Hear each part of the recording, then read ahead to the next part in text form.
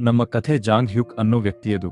ಅವನು ಸ್ವಲ್ಪ ದಪ್ಪಗಿದ್ದಾನೆ, ಆದ್ರೆ ಇಂಜಿನಿಯರ್ ಆಗಿ ಕಾಯಂ ಕೆಲಸ ಸಿಕ್ಕಿರೋದ್ರಿಂದ ಅವನ ಜೀವನ ಸುಧಾರಿಸ್ತಾ ಇದೆ. ಆದ್ರೆ ಈಗ ಅವನು ಹೆಪಟೈಟಿಸ್ ಬಿ ಇಂದ ಬಳಲುತ್ತಾ ಹಾಸ್ಪಿಟಲ್ ಬೆಡ್ ಮೇಲೆ ಮಲಗಿದ್ದಾನೆ. ಇದು ದೈಹಿಕ ದ್ರವಗಳಿಂದ ಹರಡುತ್ತೆ, ಗಾಳಿಯಿಂದಲ್ಲ. ಆದ್ರೆ ಯಾರೂ ಇದನ್ನು ನಂಬೋಕೆ ತಯಾರಿಲ್ಲ.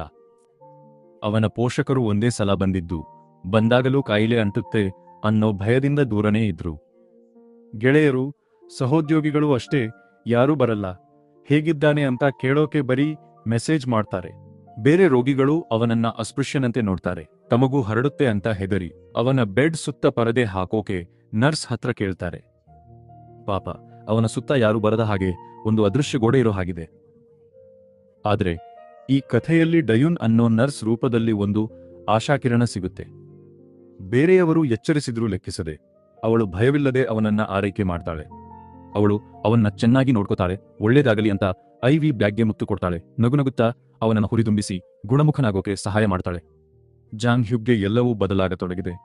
ಇದು ಸಿಹಿ ಕಹಿ ಎರಡೂ ಆಗಿದೆ.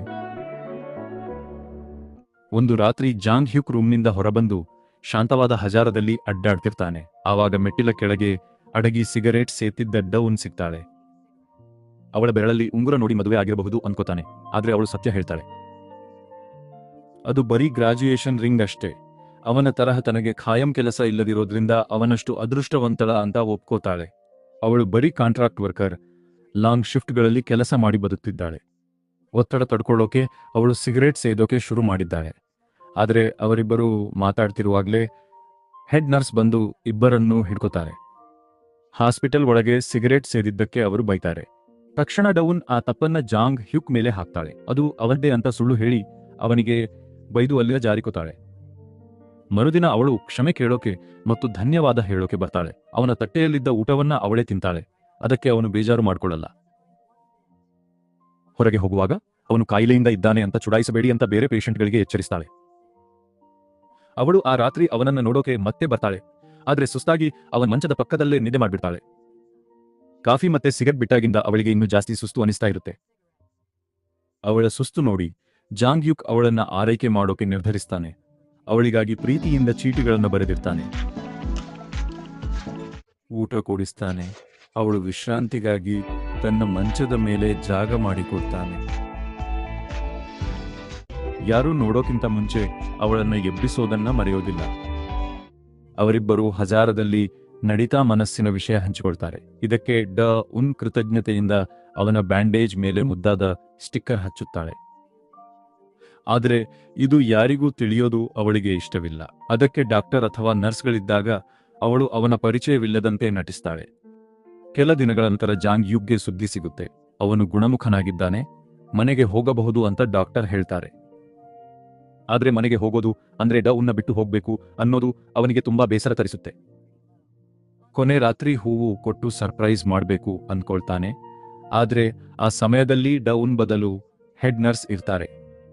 ಮರುದಿನ ಅವಳು ಹಾಸ್ಪಿಟಲ್ಗೆ ಬರೋದೇ ಇಲ್ಲ. ಅದಕ್ಕೆ ಅವನು ಬೇಸರ ಮತ್ತು ಗೊಂದಲದಿಂದ ಮನೆಗೆ ಹೋಗ್ತಾನೆ. ಗೆಳೆಯರ ಜೊತೆ ಊಟ ಮಾಡುವಾಗ ಉನ್ ಇರಲೇ ಇಲ್ಲ.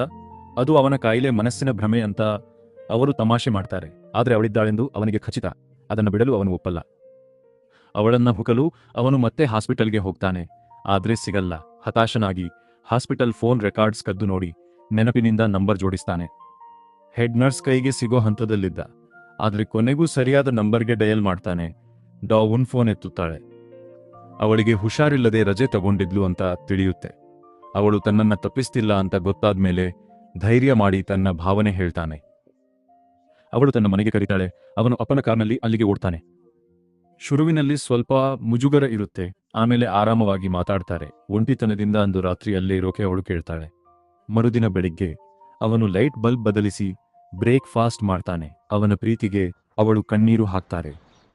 ನಾಲಿಗೆಗೆ ಖಾರ ಅನ್ಸಿದ್ರೆ ಅದು ತುಂಬಾ ಘಾಟು ಅಂತ ಅರ್ಥ. ಆಮೇಲೆ ಅವಳು ಮುತ್ತು ಕೊಡ್ತಾಳೆ. ಆ ಸಿಹಿ ಕ್ಷಣಗಳ ನಂತರ ಅವರಿಬ್ಬರು ಮತ್ತಷ್ಟು ಹತ್ತಿರವಾಗ್ತಾರೆ. ಅವರಿಬ್ಬರು ಜೊತೆಯಲ್ಲೇ ಇರ್ತಾರೆ. ಜಾಂಗ್ ಹ್ಯುಕ್ ಅವಳು ಊಹಿಸಷ್ಟು ಕಾಳಜಿ ಮಾಡೋ ಪಾರ್ಟ್ನರ್ ಆಗ್ತಾನೆ. ಅವಳು ಕೆಲಸ ಮಾಡೋ ಕಡೆ ಊಟ ಕಳಿಸ್ತಾನೆ. ಕೆಲಸ ಮುಗಿದ ಮೇಲೆ ಪಿಕ್ ಮಾಡ್ತಾನೆ. ಇದನ್ನ ನೋಡಿ ಜೊತೆ ಕೆಲಸ ಮಾಡೋರಿಗೆ ಹೊಟ್ಟೆ ಕಿಚ್ಚಾಗುತ್ತೆ. ಒಂದು ದಿನ ಅವಳು ಉಂಗುರ ಹಾಕಿಲ್ಲ ಅಂತ ಅವನು ಗಮನಿಸ್ತಾನೆ. ಅದನ್ನ ಕಳ್ಕೊಂಡೆ ಅಂತ ಅವಳು ಹೇಳ್ತಾಳೆ. ಅದೇ ಟೈಮಲ್ಲಿ ಅವಳಿಗೆ ಜೆಜು ಐಲ್ಯಾಂಡ್ಗೆ ಇಬ್ಬರ ಟ್ರಿಪ್ ಸಿಗುತ್ತೆ. ಅವಳು ಅವನನ್ನ ಕರೀತಾಳೆ. ಅವನು ಒಪ್ಕೋತಾನೆ. ಅವರಿಬ್ಬರು ಶಾಪಿಂಗ್ಗೆ ಹೋಗ್ತಾರೆ. ಒಂದೇ ತರಹದ ಕಪಲ್ ಶರ್ಟ್ಸ್ ತಗೊಳ್ಳೋಕೆ ಹೋದಾಗ ಅವನ ಮೂಡ್ ಹಾಳಾಗುತ್ತೆ, ಯಾಕಂದ್ರೆ ಅದು ಅವನಿಗೆ ತುಂಬಾ ಚಿಕ್ಕದಾಗಿರುತ್ತೆ. ಅವಳು ಅವನನ್ನ ಸಮಾಧಾನ ಮಾಡೋಕೆ ಟ್ರೈ ಮಾಡ್ತಾಳೆ. ಆ ದಿನ ಬಂದಾಗ ಡಾವುನ್ ಏರ್ಪೋರ್ಟ್ನಲ್ಲಿ ಅವನು ಓಡಿ ಬರ್ತಾನೆ. ಅವನಿಗಾಗಿ ಕಾಯ್ತಾ ನೋಡಿದ ತಕ್ಷಣ ಅವಳ ಮುಖ ಅರಳುತ್ತೆ. ಅವಳು ಅವರಿಬ್ಬರಿಗೂ ಮ್ಯಾಚಿಂಗ್ ಸ್ನೀಕರ್ಸ್ ತಂದು ಸರ್ಪ್ರೈಸ್ ಕೊಡ್ತಾಳೆ. ಅವನಿಗೆ ತುಂಬಾ ಖುಷಿಯಾಗುತ್ತೆ. ಆ ಹೊಸ ಶೂಸ್ ಹಾಕೊಂಡು ವರ್ಕೌಟ್ ಮಾಡಿ ತೂಕ ಇಳಿಸ್ಕೋಬೇಕು ಅಂತ ಅಲ್ಲೇ ಡಿಸೈಡ್ ಮಾಡ್ತಾನೆ. ಬೇಗನೆ ಜಾಂಗ್ ಯೂಕ್ ಫಿಟ್ ಆಗಿ ಜಾಗಿಂಗ್ ಮಾಡೋದನ್ನ ನಾವು ನೋಡಬಹುದು. ಅವರಿಬ್ಬರು ಜೊತೆಗಿರೋಕೆ ಶುರು ಮಾಡ್ತಾರೆ. ಅವನು ಪ್ರತಿದಿನ ಕೆಲಸಕ್ಕೆ ಹೋಗೋ ಮುನ್ನ ಅವಳಿಗೆ ತಿಂಡಿ ಮಾಡಿಕೊಡ್ತಾನೆ. ಆಮೇಲೆ ಅವನ ಬಾಸ್ ಒಂದು ಸುದ್ದಿ ಹೇಳ್ತಾರೆ. ಅವನಿಗೆ ಪ್ರಮೋಷನ್ ಸಿಗ್ತಿದೆ, ಆದ್ರೆ ಸಿಯೋಲ್ನ ಹೆಡ್ ಕ್ವಾರ್ಟರ್ಸ್ಗೆ ವರ್ಗಾವಣೆ ಕೂಡ ಆಗ್ತಿದೆ. ಅವನು ಕೆಫೆಟೇರಿಯಾದಲ್ಲಿ ಡಾವುನ್ ಜೊತೆ ಕೂತಿದ್ದಾಗ ಈ ವಿಷಯ ಹೇಳ್ತಾನೆ. ಅಷ್ಟರಲ್ಲಿ ನರ್ಸಸ್ ಬಂದಾಗ ಡಾವುನ್ ಅವನ ಬೇಗ ಅಲ್ಲಿಂದ ಕಳಿಸ್ತಾಳೆ, ಯಾಕಂದ್ರೆ ಅವಳು ತಮ್ಮ ಸಂಬಂಧವನ್ನ ಸಹೋದ್ಯೋಗಿಗಳಿಂದ ಗುಟ್ಟಾಗಿಟ್ಟಿದ್ದಾಳೆ. ಒಂದು ದಿನ ಜಾಂಗ್ ಹ್ಯುಕ್ ಹೊಸ ಕಾರ್ನಲ್ಲಿ ಬಂದು ಅವಳ ಹತ್ತಿರ ಇರೋಕೋಸ್ಕರನೇ ಸಿಯೋಲ್ ಮತ್ತೆ ಇಂಚಿಯಾನ್ ಮಧ್ಯೆ ಓಡಾಡ್ತಿದ್ದೀನಿ ಅಂತ ಹೇಳ್ತಾನೆ. ನಂತರ ಉಂಗುರ ತೊಡಿಸಿ ಸರ್ಪ್ರೈಸ್ ಕೊಡ್ತಾನೆ. ಈಗ ಅವನು ಕೆಲಸ ಶುರು ಮಾಡ್ತಾನೆ. ಆದ್ರೆ ಅದೇ ಪ್ರಮೋಷನ್ಗಾಗಿ ಬೋ ಯಂಗ್ ಅನ್ನೋ ಚುರುಕಾದ ಹುಡುಗಿ ಕೂಡ ಪೈಪೋಟಿ ಮಾಡ್ತಿರ್ತಾಳೆ. ಅವಳು ಬಾಸ್ ಮುಂದೆ ಇವನನ್ನ ಕೆಟ್ಟವನನ್ನಾಗಿ ಮಾಡೋಕೆ ಸದಾ ಸಂಚು ಮಾಡ್ತಾಳೆ. ಒಂದ್ಸಲ ಅವನು ಬಾಸ್ ಸೇರಿದಂತೆ ಇಡೀ ಆಫೀಸ್ಗೆ ಕಾಫಿ ತರ್ತಾನೆ. ಆದ್ರೆ ಬೋ ಯಂಗ್ ಅದನ್ನ ಕಿತ್ಕೊಂಡು ತಾನೇ ತಂದಿರೋ ಹಾಗೆ ಎಲ್ಲರಿಗೂ ಹಂಚಿಬಿಡ್ತಾಳೆ. ಅಷ್ಟೇ ಅಲ್ಲ, ಅವಳು ಅವನಿಗೆ ಬೇಕಂತಲೇ ತಪ್ಪಿರೋ ಒಂದು ಕೆಲಸ ಕೊಟ್ಟು ಬಾಸ್ ಕೈಲಿ ಬಯಸ್ತಾಳೆ. ಮನೆಗೆ ಬಂದು ಅವನು ಡಾವುನ್ ಹತ್ರ ಕೆಲಸದ ಕಷ್ಟ ಮತ್ತೆ ಬೋ ಯಂಗ್ ಮಾಡೋ ತೊಂದರೆ ಬಗ್ಗೆ ಹೇಳ್ತಾನೆ. ಅವಳಿಗೆ ಮಾತಾಡೋಕೆ ಬಿಡದೆ ಜೆಜು ಪ್ರವಾಸಕ್ಕೆ ಪ್ಲಾನ್ ಮಾಡುವಂತಾನೆ. ಆದ್ರೆ ಕಥೆ ಬದಲಾಗುತ್ತೆ. ಬೋ ಯಂಗ್ ಸರದಿ ಬಂದಾಗ ಅವಳ ಡಿಸೈನ್ ಅಪಾಯಕಾರಿ ಅಂತ ಜಾಂಗ್ ಹ್ಯುಕ್ ಎತ್ತಿ ತೋರಿಸ್ತಾನೆ. ಬಾಸ್ ಅವಳಿಗೆ ಅದನ್ನೆಲ್ಲ ಮತ್ತೆ ಮಾಡೋಕೆ ಹೇಳ್ತಾರೆ. ಅವನು ಬೇಗ ಹೋದ್ರೆ ಅವಳು ತನ್ನ ಎಡವಟ್ಟನ್ನ ಸರಿ ಮಾಡೋಕೆ ತಡರಾತ್ರಿವರೆಗೂ ಕೆಲಸ ಮಾಡ್ಬೇಕಾಗ್ತೆ. ಆದ್ರೆ ಸಿಯೋಲ್ ಮತ್ತು ಇಂಚಿಯಾನ್ ನಡುವಿನ ಈ ಸುದೀರ್ಘ ಪ್ರಯಾಣ ಅವನನ್ನ ಸುಸ್ತಾಗಿಸ್ತಿದೆ. ಅವನು ಯಾವಾಗಲೂ ದಣಿದಿರ್ತಾನೆ ಮತ್ತು ಡಾ ಹ್ಯೂನ್ ಜೊತೆ ಮಾತಾಡೋಕೆ ಹೋದಾಗಲೆಲ್ಲ ನಿದ್ದೆ ಮಾಡ್ಬಿಡ್ತಾನೆ. ಮರುದಿನ ಬೆಳಿಗ್ಗೆ ಅವಳು ಅಷ್ಟರಲ್ಲೇ ಕೆಲಸಕ್ಕೆ ಹೋಗಿರೋದ್ರಿಂದ ಅವನಿಗೆ ಅವಳು ಸಿಗೋದೇ ಇಲ್ಲ. ಸಿಯೋಲ್ನಲ್ಲೇ ಮನೆ ಬಾಡಿಗೆಗೆ ತಗೊಂಡು ವಾರಾಂತ್ಯದಲ್ಲಿ ಮಾತ್ರ ಭೇಟಿ ಮಾಡೋಣ ಅಂತ ಫೋನ್ನಲ್ಲಿ ಒಪ್ಕೋತಾರೆ. ಇದರಿಂದ ಅವನಿಗೆ ವಿಶ್ರಾಂತಿ ಸಿಗುತ್ತೆ. ಈ ಕಡೆ ಬೋ ಯಂಗ್ ಪರಿಸ್ಥಿತಿ ಕೈ ಮೀರಿ ಹೋಗ್ತಿದೆ. ತಡರಾತ್ರಿ ಕೆಲಸದಿಂದ ಅವಳು ಸುಸ್ತಾಗಿ ಕಳೆಗುಂದಿದ್ದಾಳೆ. ರಾತ್ರಿ ಹೊತ್ತು ಜಾಸ್ತಿ ತಿನ್ನಬೇಡ ಅಂತ ಅವನು ಮೆಲ್ಲಗೆ ಹೇಳ್ತಾನೆ. ಆದ್ರೆ ಅದು ಅವಳಿಗೆ ಸಿಟ್ಟು ತರಿಸುತ್ತೆ. ಅವನು ಅವಳ ಕೆಲಸವನ್ನ ಟೀಕೆ ಮಾಡ್ತಾ ತಡ ಮಾಡ್ತಿರೋದ್ರಿಂದಾನೇ ತನಗೆ ಸ್ಟ್ರೆಸ್ ಆಗ್ತಿದೆ ಅಂತ ಅವಳು ರೇಗಾಡ್ತಾಳೆ. ಅಪರಾಧ ಪ್ರಜ್ಞೆಯಿಂದ ಅವನು ಕೂಡ ತಡರಾತ್ರಿವರೆಗೂ ಇದ್ದು ಅವಳಿಗೆ ಸಹಾಯ ಮಾಡ್ತಾನೆ. ಆದ್ರೆ ಡಾ ಯುನ್ ಬರ್ತೀಯಾ ಅಂತ ಕೇಳಿ ಕಳಿಸಿದ ಮೆಸೇಜ್ ಅವನು ಗಮನಿಸೋದೇ ಇಲ್ಲ. ಮರುದಿನ ಅವರಿಬ್ಬರು ಡಿಸೈನ್ ತೋರಿಸ್ತಾರೆ. ಮತ್ತೆ ಬಾಸ್ಗೆ ಅದು ತುಂಬಾ ಇಷ್ಟ ಆಗುತ್ತೆ. ಇದನ್ನ ಸಂಭ್ರಮಿಸೋಕೆ ಇಡೀ ಟೀಮ್ ಊಟಕ್ಕೆ ಮತ್ತೆ ಪಾರ್ಟಿಗೆ ಹೋಗ್ತಾರೆ. ಆದ್ರೆ ಜಾಂಗ್ ಯುಕ್ ಆರೋಗ್ಯದ ಕಾರಣದಿಂದ ಕುಡಿಯೋದನ್ನ ಬಿಡ್ತಾ ಅವತ್ತು ತಡರಾತ್ರಿ ಅವನು ಡಾವುನ್ ಮನೆಗೆ ಹೋದಾಗ ಅವಳು ನೈಟ್ ಶಿಫ್ಟ್ ಕೆಲಸಕ್ಕೆ ಹೋಗಿರ್ತಾಳೆ. ಆಕೆ ಹೊರಗಿರುವಾಗ ಲೈಟ್ ಬಲ್ಬ್ ಬದಲಿಸೋಕೆ ಹೇಳ್ತಾಳೆ. ಆದ್ರೆ ಅವನು ನಿದ್ದೆ ಮಾಡಿ ಅದನ್ನ ಮರೆತು ಬಿಡ್ತಾನೆ. ಮರುದಿನ ಬಾಸ್ ಅವರಿಬ್ಬರ ಪ್ರಾಜೆಕ್ಟ್ ಮೆಚ್ಚಿ ಹೊಗಳ್ತಾರೆ. ಆಮೇಲೆ ಅವರಿಬ್ಬರಿಗೂ ಇನ್ನು ಹೆಚ್ಚಿನ ಕೆಲಸ ಜೊತೆಯಾಗಿ ಕೊಡ್ತಾರೆ. ಪರಸ್ಪರ ಚೆನ್ನಾಗಿ ಗೊತ್ತಿರೋದ್ರಿಂದ ಅವರಿಬ್ಬರಿಗೂ ಅದಕ್ಕೆ ಅಭ್ಯಂತರವಿರಲ್ಲ. ಆದ್ರೆ ಜಾಂಗ್ ಯುಕ್ ಬೋ ಯಂಗ್ ಜೊತೆ ತಡವಾಗಿ ಕೆಲಸ ಮಾಡ್ತಾ ಡಾ ಹ್ಯೂನ್ ಭೇಟಿ ತಪ್ಪಿಸ್ತಿರ್ತಾನೆ. ಅವರಿಬ್ಬರೂ ಸಿಗೋದು ಅಪರೂಪವಾಗಿ ಡಾ ಹ್ಯೂನ್ಗೆ ಸಿಟ್ಟು ಬರುತ್ತೆ. ಆಕೆ ಮುಖ್ಯ ವಿಷಯ ಹೇಳ್ಬೇಕಿರುತ್ತೆ, ಆದ್ರೆ ಅವನ ಕೆಲಸದಿಂದ ಅದು ತಡವಾಗುತ್ತೆ. ಅವನು ಮತ್ತು ಬೋ ಯಂಗ್ ಇನ್ನೊಂದು ಪ್ರಾಜೆಕ್ಟ್ ಮುಗಿಸಿ ಡಿನ್ನರ್ಗೆ ಅವರು ಹೊರಗಿದ್ದಾಗ ಡಾ ಅನ್ ಕಾಲ್ ಮಾಡ್ತಾಳೆ. ಆದ್ರೆ ಅವನು ಕೆಲಸ ಇದೆ ಅಂತ ಸುಳ್ಳು ಹೇಳ್ತಾನೆ. ಆಮೇಲೆ ಬೋ ಯಂಗ್ ಅವನ ಹತ್ತಿರ ಬರೋಕೆ ನೋಡಿದಾಗ ಅವನಿಗೆ ಡಾ ಅನ್ ನೆನಪಾಗುತ್ತಾಳೆ. ಹಾಗಾಗಿ ಅವನು ಆಕೆಯ ಹತ್ತಿರ ಹೋಗ್ತಾನೆ. ಅಲ್ಲಿಗೆ ಹೋದಾಗ ಬಾಗಿಲ ಹತ್ತಿರ ಕಸದ ರಾಶಿ ಇರೋದನ್ನ ನೋಡ್ತಾನೆ. ಅವನು ಲೈಟ್ ಸರಿಪಡಿಸದೆ ಕಸ ಹೊರಹಾಕದ್ದಕ್ಕೆ ಆಕೆಗೆ ನೋವಾಗಿ ಅವರಿಬ್ಬರ ನಡುವೆ ಜಗಳವಾಗುತ್ತೆ. ಆಗ ಆಕೆ ಶಾಕಿಂಗ್ ವಿಷಯ ಹೇಳ್ತಾಳೆ. ಆಕೆಗೆ ಪೀರಿಯಡ್ ಮಿಸ್ ಆಗಿ ಗರ್ಭಿಣಿ ಇರಬಹುದು ಅಂತ ಹೇಳ್ತಾಳೆ. ಆದ್ರೆ ಅದನ್ನ ಕೇಳಿ ಅವನಿಗೆ ಸಿಟ್ಟು ಬರುತ್ತೆ. ಅವನು ತಂದೆಯಾಗೋಕೆ ಅಥವಾ ಮದುವೆಗೆ ಸಿದ್ಧನಿರಲ್ಲ. ಮಾರನೇ ದಿನ ಅವನು ಕೆಲಸ ಬಿಟ್ಟು ಅವಳನ್ನ ಕ್ಲಿನಿಕ್ಗೆ ಕರ್ಕೊಂಡು ಹೋಗ್ತಾನೆ. ಇಡೀ ಭೇಟಿ ಅವನು ಜೊತೆಗಿರೋದು ಅವಳಿಗೆ ಖುಷಿ ಕೊಡುತ್ತೆ. ಆದ್ರೆ ಆಫೀಸ್ನಿಂದ ಕಾಲ್ಸ್ ಬರ್ತಾನೇ ಇರುತ್ತೆ. ಹಾಗಾಗಿ ಕೊನೆಗೆ ಅವಳು ಅವನನ್ನ ಕೆಲಸಕ್ಕೆ ಹೋಗೋಕೆ ಹೇಳ್ತಾಳೆ. ಸ್ವಲ್ಪ ದಿನ ಅವನು ಕಾಳಜಿ ತೋರಿಸ್ತಾನೆ. ಆಗಾಗ ವಿಚಾರಿಸ್ತಾನೆ, ಓವರ್ ಟೈಮ್ ಕಡಿಮೆ ಮಾಡ್ತಾನೆ, ಮತ್ತೆ ಅವಳಿಗಾಗಿ ಸಿಯೋಲ್ ಮತ್ತು ಇಂಚಿಯಾನ್ ನಡುವೆ ಅಷ್ಟು ದೂರ ಡ್ರೈವ್ ಮಾಡ್ತಾನೆ. ಆದ್ರೆ ಇದರಿಂದ ಕೆಲಸಕ್ಕೆ ತೊಂದರೆಯಾಗುತ್ತೆ. ಅವನು ತಡವಾಗಿ ಬಂದು ಡೆಸ್ಕ್ ಹತ್ರ ತೂಕಡಿಸ್ತಾನೆ. ಕೆಲಸ ಹಾಳಾಗ್ತಿದೆ ಅಂತ ಬೋ ಹಾಗಾಗಿ ಯಂಗ್ ಅವನನ್ನ ಜೊತೆ ತಡರಾತ್ರಿವರೆಗೆ ಕೆಲಸ ಮಾಡ್ತಾ ಡಾ ಅನ್ನ ಮನೆಯಲ್ಲಿ ಒಬ್ಬಳೇ ಬಿಡ್ತಾನೆ. ಒಂದು ಸಂಜೆ ಶಾಪಿಂಗ್ಗೆ ಹೋದಾಗ ಅವನಿಗೆ ಆಸಕ್ತಿ ಇರಲ್ಲ. ಜನಜಂಗುಳಿ ಬಗ್ಗೆ ಗೊಣಗುತ್ತಾ ಬೇಗ ಮನೆಗೆ ಹೋಗೋಣ ಅಂತಾನೆ. ಕಾರ್ನಲ್ಲಿ ಡಾ ಅವನ ನಡವಳಿಕೆ ಬಗ್ಗೆ ಪ್ರಶ್ನಿಸ್ತಾಳೆ. ಅವನು ನಿರಾಕರಿಸ್ತಾನೆ, ಆದ್ರೆ ಗೊತ್ತಿಲ್ಲದೆ ಅವಳನ್ನ ಬೋಯನ್ ಹೆಸರಿಂದ ಕರೀತಾನೆ. ಒಡಿಶಾ ಮಾಡೆಲ್ಸ್ ಅಂದ್ರೆ ಓಡಿಯಾ ಜನರ ಫೋನ್. ಡಾನ್ಗೆ ಕೋಪ ಬಂದು ಜಗಳವಾಗುತ್ತೆ. ಆವಾಗಲೇ ಅವಳು ಅತಿ ಹೆಚ್ಚು ನೋವು ಕೊಡುವ ವಿಷಯವನ್ನ ಹೇಳ್ತಾಳೆ. ಅವಳು ಅಬಾರ್ಷನ್ ಮಾಡಿಸಿದ್ದಾಳೆ. ಅವನು ತಣ್ಣಗೆ ನನಗೆ ಮಗು ಬೇಡವಾಗಿತ್ತು ಅಂತ ಹೇಳ್ತಾನೆ. ಅವಳನ್ನು ಬಿಟ್ಟು ಅವನು ಸಿಟ್ಟಿನಿಂದ ಸಿಯೋಲ್ಗೆ ಡ್ರೈವ್ ಮಾಡ್ತಾನೆ.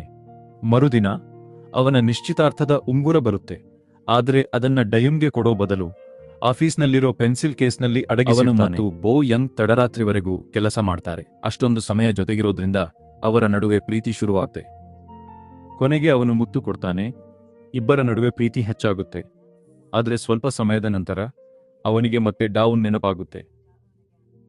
ಟ್ರಾವೆಲ್ ಏಜೆಂಟ್ನ ಮೆಸೇಜ್ ಅವನ ಜಿಜು ಪ್ರವಾಸ ಖಚಿತಪಡಿಸುತ್ತೆ. ಅವನು ಡಾಯುನ್ಗೆ ಮೆಸೇಜ್ ಮಾಡಿ ಟಿಕೆಟ್ನ ಬೇರೆಯವರ ಜೊತೆ ಬಳಸ್ಕೋಬಹುದು ಅಂತ ಹೇಳ್ತಾನೆ. ಆದ್ರೂ ಅವಳ ಪ್ರೊಫೈಲ್ ಪಿಕ್ಚರ್ನಲ್ಲಿ ಇನ್ನು ಶೀ ಲವ್ಸ್ ಹಿಮ್ ಅಂತ ಇರೋದನ್ನ ನೋಡಿ ಅವಳನ್ನೇ ನೆನಪಿಸಿಕೊಳ್ತಾನೆ. ಇಬ್ಬರಿಗೂ ಕಂಪನಿಯಲ್ಲಿ ಖಾಯಂ ಕೆಲಸ ಸಿಗದಿದ್ದಾಗ ಊಟದ ವೇಳೆ ತಾನು ಇಂಚಿಯನ್ನ ಹಳೆ ಕೆಲಸಕ್ಕೆ ಮರಳೋದಾಗಿ ಅವಳಿಗೆ ಹೇಳ್ತಾನೆ. ಅವಳು ವಿದೇಶದಲ್ಲಿ ಓದೋ ಬಗ್ಗೆ ಹೇಳ್ತಾಳೆ. ಅವಳಿಂದ ದೂರವಾಗೋ ಯೋಚನೆ ಅವನನ್ನು ಕುಗ್ಗಿಸುತ್ತೆ. ಡಾವುನ್ ಪ್ರೊಫೈಲ್ ಚೆಕ್ ಮಾಡಿದಾಗ ಅದು ಜೇಜು ಕ್ರಿಸ್ಮಸ್ ಬಗ್ಗೆ ಬದಲಾಗಿರೋದನ್ನು ನೋಡ್ತಾನೆ. ಆ ಕ್ಷಣದಲ್ಲೇ ಅವಳನ್ನ ಮತ್ತೆ ಪಡಿಬೇಕು ಅಂತ ನಿರ್ಧರಿಸ್ತಾನೆ. ಅವಳಿಗಾಗಿ ತಂದಿದ್ದ ನಿಶ್ಚಿತಾರ್ಥದ ಉಂಗುರವನ್ನ ತಗೊಳ್ತಾನೆ. ಅಂದೇ ರಾತ್ರಿ ಜೇಜುಗೆ ಫ್ಲೈಟ್ ಇರುತ್ತೆ. ತಾನು ಇನ್ನೂ ಅವಳನ್ನ ಪ್ರೀತಿಸ್ತಿರೋದನ್ನ ಅರಿತು ಅವನು ಟ್ಯಾಕ್ಸಿನಲ್ಲಿ ಏರ್ಪೋರ್ಟ್ಗೆ ಓಡ್ತಾನೆ. ಅವನು ಬಂದಾಗ ಡಾವುನ್ ರಸ್ತೆ ಪಕ್ಕ ಕಾಯೋದನ್ನ ನೋಡ್ತಾನೆ. ಅವನು ಗಾಡಿಯಿಂದಿಳಿದು ಅವಳ ಕಡೆ ಓಡ್ತಾನೆ. ಆದ್ರೆ ದಾರಿಯಲ್ಲಿ ಇನ್ನೊಬ್ಬನಿಗೆ ಡಿಕ್ಕಿ ಹೊಡೆದು ಕೆಳಗೆ ಬೀಳ್ತಾನೆ. ಇಲ್ಲೇ ಇರೋದು ಟ್ವಿಸ್ಟ್. ಅವನು ಡಿಕ್ಕಿ ಹೊಡೆದ ವ್ಯಕ್ತಿ ಸಿನಿಮಾದ ಆರಂಭದ ದಪ್ಪಗಿರೋ ಜಂಗ್ ಯು ಕ್ವೋನ್. ಅವನ ಪೂರ್ತಿ ಹೆಸರು ಲೀ ಜಂಗ್ ಯು ಕ್ವೋನ್. ನೋಡಿದ್ರೆ ಆ ಇಬ್ಬರು ಜಾಂಗ್ ಯುಕ್ಗಳು ಒಬ್ಬರೇ ಆಗಿರಲೇ ಇಲ್ಲ. 2 ವರ್ಷದ ಹಿಂದೆ ಆಕ್ಸಿಡೆಂಟ್ ಆಗಿ ಹಾಸ್ಪಿಟಲ್ ಸೇರಿದಾಗ ಡಾಯುನ್ ಜಾಂಗ್ ಹ್ಯುಕ್ನ ಭೇಟಿಯಾಗಿದ್ಲು. ಅಲ್ಲಿ ಅವನನ್ನ ಆರೈಕೆ ಮಾಡಿ ಇಬ್ಬರೂ ಹತ್ತಿರವಾದ್ರು. ಅವಳು ನಂತರ ಇನ್ನೊಬ್ಬ ಜಾಂಗ್ ಹ್ಯುಕ್ಗೆ ಕೊಟ್ಟ ಹಾಗೆಯೇ ಇವನಿಗೂ ಒಂದು ಜೊತೆ ಸ್ನೀಕರ್ಸ್ ಕೊಟ್ಟಿದ್ಲು. ಅವರಿಬ್ಬರು ಪ್ರೀತಿಸಿ ಜೊತೆಗಿದ್ರು. ಆದ್ರೆ ಮೊದಲನೇ ಜಾಂಗ್ ಹ್ಯುಕ್ ಸಿಯೋಲ್ ಕೆಲಸಕ್ಕೆ ಹೋದ ಮೇಲೆ ಅವಳ ಜೊತೆ ಕಳೆಯೋ ಸಮಯ ಕಡಿಮೆ ಆಯಿತು. ಆಗ ಡಾಯುನ್ಗೆ ಹೆಪಟೈಟಿಸ್ ಬಿ ಪೇಷಂಟ್ ಲೀ ಜಾಂಗ್ ಹ್ಯುಕ್ ಹತ್ರ ಸಮಾಧಾನ ಸಿಕ್ತು.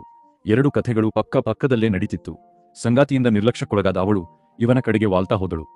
ಲೀ ಜಾಂಗ್ ಹ್ಯುಕ್ ಅವಳಿಗೆ ಬೇಕಿರೋ ಎಲ್ಲವನ್ನೂ ಕೊಡ್ತಿದ್ದ. ಒಂದು ಸಣ್ಣ ಲೈಟ್ ಬಲ್ಬ್ ಬದಲಾಯಿಸೋದು ಕೂಡ ಅದರಲ್ಲಿ ಸೇರಿತ್ತು. ಕೆಲಸದಲ್ಲಿ ಅವಳು ಅಷ್ಟು ಸುತ್ತಾಗಿ ನಿದ್ದೆ ಮಾಡ್ತಿದ್ದಕ್ಕೆ ಅಸಲಿ ಕಾರಣ ಅವಳ ಪ್ರೆಗ್ನೆನ್ಸಿ.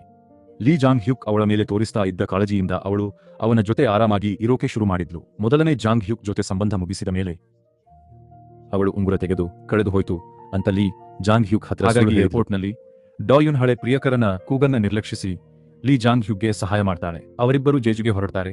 ಅತ್ತ ಮೊದಲನೇ ಜಾಂಗ್ ಹ್ಯುಕ್ ವಾಪಸ್ ಬಂದು ಬೋ ಯಂಗ್ನ ಹುಡುಕಿಕೊಂಡು ಪಾರ್ಟಿಗೆ ಹೋಗ್ತಾನೆ. ಅಲ್ಲಿ ಬೋ ಯಂಗ್ ತನಗೆ ಜೇಜುಗೆ ಹೋಗೋ ಕ್ರಿಸ್ಮಸ್ ಟ್ರಿಪ್ ಗೆದ್ದಿರೋದಾಗಿ ಹೇಳ್ತಾಳೆ ಮತ್ತು ಅವರಿಬ್ಬರು ಜೊತೆಯಾಗಿ ಹೋಗೋಣ ಅಂತ ಹೇಳ್ತಾಳೆ. ಅವನು ಪ್ರೀತಿ ಮಾಡ್ತೀನಿ ಅಂದ್ರು ಅವನ ಹೃದಯ ಇನ್ನೂ ಡಾಯುನ್ಗೆ ಸೇರಿದೆ. ಇಲ್ಲಿಗೆ ಸಿನಿಮಾ ಮುಕ್ತಾಯವಾಗುತ್ತೆ. ಕಥೆಯ ನೀತಿ ಏನಂದ್ರೆ, ಪ್ರಮೋಷನ್ ಬೆನ್ನತ್ತಿ ಅದೆಷ್ಟು ಬ್ಯೂಸಿ ಆಗ್ಬೇಡಿ ಅಂದ್ರೆ ನಿಮ್ಮ ಗರ್ಲ್ಫ್ರೆಂಡ್, ಮಗು, ಜೇಜು ಟ್ರಿಪ್ ಎಲ್ಲವನ್ನೂ ಕಳ್ಕೊಳ್ತೀರಾ. ಮತ್ತು ಲೈಟ್ ಬಲ್ಬ್ ಬದಲಾಯಿಸೋದನ್ನ ನೆನಪಿಟ್ಟುಕೊಳ್ಳೋ ಒಬ್ಬ ನಿಮ್ಮ ಜಾಗಕ್ಕೆ ಬರ್ತಾನೆ.